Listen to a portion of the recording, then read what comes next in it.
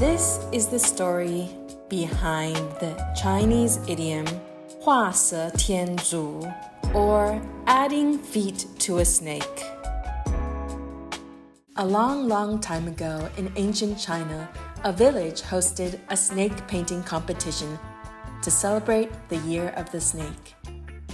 The mayor invited a master calligrapher and painter to be the judge. Many young scholars joined the competition. Their task was to paint a snake with ink and brush.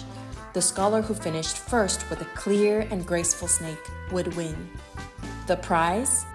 They would win a scroll with the judge's original painting, and the judge will write a complimentary poem on the contestant's painting with his calligraphy. One young scholar quickly painted a snake in a few calm, careful strokes.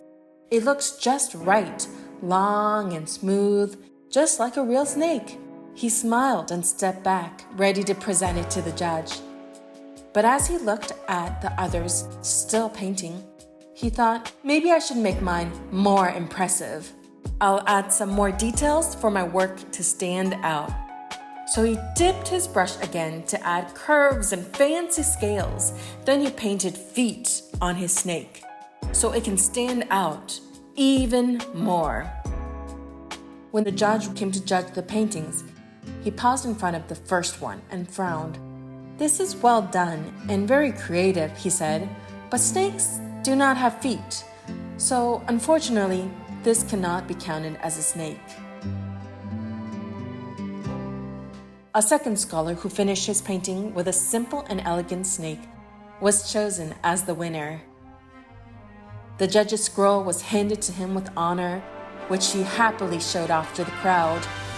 The judge dipped his brush into the ink and carefully wrote a poem, which perfectly complemented his graceful snake painting and shared Happy New Year blessings. The first scholar stood in silence, regretting his decision. He knew he had tried too hard to make something perfect and ended up losing because he didn't know when to stop.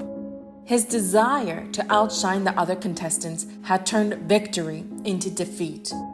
Afterwards, the judge walked back to the first scholar and asked him if it was okay for him to write some calligraphy on his painting too. The first scholar was surprised and said, "Master, of course, that would be my honor." The judge wrote on the first scholar's painting, 画蛇添足, which means adding feet to a snake. The judge told the scholar, "I can see your potential, but I want you to remember the meaning of this idiom. Doing more isn't always better. Sometimes adding too much can ruin something that was already just right." The first scholar took this idiom to heart every time he practiced his calligraphy and paintings. He went on to become a highly sought-after teacher who would give this wise advice to the next generation of young scholars.